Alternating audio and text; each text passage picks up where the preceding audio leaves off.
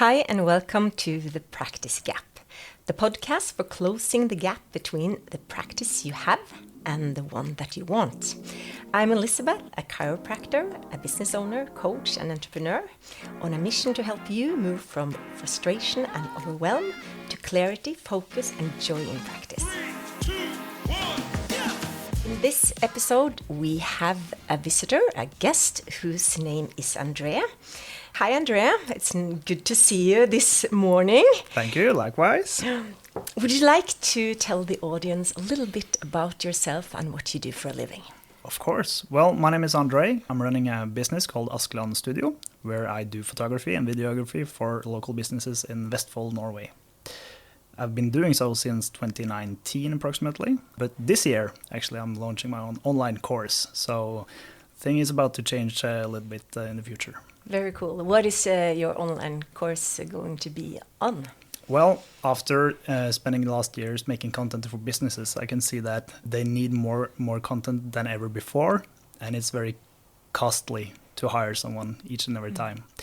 So my sole purpose is to educate businesses to make more of their own content. So it's, for example, a video course from A to C, where you can learn everything from pre-production to production to publishing. That's very cool. If you had a chiropractic business, what would you make a course in? Wow. Would you like your customers to do it on their own?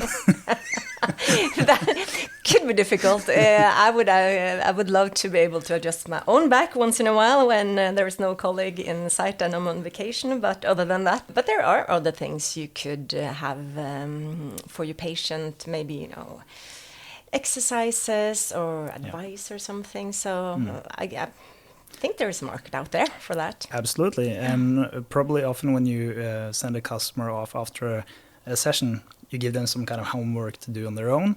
So maybe you could just do, a lot of content on how to do it on their spare time. I have a question for you today, because I know that you are a photographer. And a big thing for most of us, at least talking for myself, is we would like to be more present in social media. Yep. And we do not like to take pictures of ourselves. We never think we look quite good enough to share on social media. When you browse on social media, it's so much more interesting to watch people do work or in the clinic than to watch stock photos. Yep. Do you have some simple tips for us to use in the clinic if we're going to take pictures of ourselves or colleagues that we can use on social media? Tips and tricks that make us look better, and that could be a long. That's actually a course, how to look better in your office. I'll sign up for that. But more what we can use with the things we have. If you have tips, easy to do. And when I'm thinking to take a picture, I'm thinking about using an iPhone. Yeah. Well, so I think there are a couple of things we could do quite easily. Number one, I would say, is to introduce emotion into the image. Because people tend to just stand up and smile their most fake smile ever.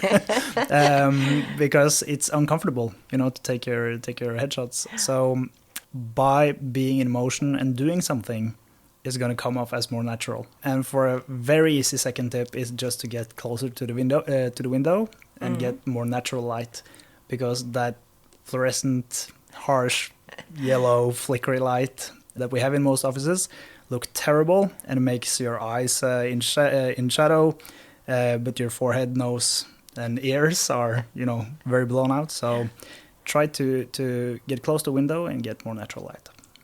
So close to the window.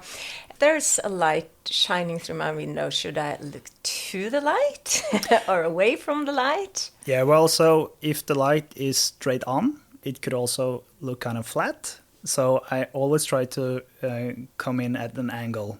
So if you can play around with it, of course, but 45 degrees from one side often looks better and makes half your face lit and half your face in shadow, which introduce a bit depth and contrast, and you actually look skinnier. Ooh, that's never wrong. Yeah. It's a good tip. It's a good tip. So when you say motion, could you give an example? Yeah, so for example, when I do corporate headshots, they always tend to just stand straight up and down with their hands in their pocket, and they try to smile, and it looks awkward. So what I often ask them to do is, for example, I mark a spot on the floor, which is where I want them to end up. So I ask them to step back a few steps and then kind of walk towards that mark on the floor. Sometimes that makes, the hair move a little bit, their face looks a little more natural. And if that doesn't work because it's too much motion, you can also just ask them to start looking down.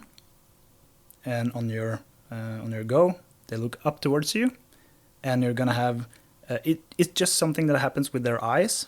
It's not so kind of dead. Yeah. Because once you look up, you have to search for something, and you do a little squint or something with your eyes, and it just looks better. So try it. So if I repeat, maybe make a mark that I would walk towards, look down toward the floor and up towards you. Yes. Perfect, thank you. Any settings on the phone, or should I just, like, there's a just camera and picture? Yeah, so the very nice thing about modern phones is that the camera is getting so good. When comparing to my professional DSLR footage, I'm often actually disappointed with my pro camera. Like, why is my iPhone shots looking better? Yeah. So I think you can just leave it in auto, unless you see that it brightens up the image too much. Then you can actually hold the screen to autofocus and drag your thumb down or up to adjust the exposure. Because sometimes we want it to be a bit brighter or a bit darker, but apart from that, you don't have to change anything. So you hold the red button in? Yeah, so you just press their face, so the focus locks on. And then on the right side, it is like a little sun icon that turns up. And you can drag that up and down to adjust the exposure. Okay. Yeah. Perfect. And then when I take this beautiful picture of my colleague before, and then say that I would like to post it on Instagram, would you recommend me to use a filter, or is it better to just post it as it is? Well, and that kind of goes back to your visual strategy, I guess. For my part, I always process my images, and I use an app called Lightroom that's free on mobiles. Lightroom? Yes. Yep. So that's the professional program we use in the industry. But what it does is that you can change white balance, exposure, shadows, and highlights. You can introduce a small, a tint, some colors. You can adjust, for example, if you have a bright green plant in the background, you can adjust it a little to make it more yellow if you want it more warm, or more blue if you want it to be more cold. So it's just a lot of things you can do. And if you don't want to use Lightroom, there's also an app called Snapseed, which is also for free and very intuitive and easy to use. Well, thank you so much. Now we're going to download some apps, and we're going to try and take some pictures and start posting incredibly great pictures on our Instagram feeds. Thanks Can't to wait you. to see. Thank you. Thank you so much. Thank you to Andre. And next week we will be back, and then we're going to talk about taking videos. Perfect. See you then. See you then. Bye. Bye.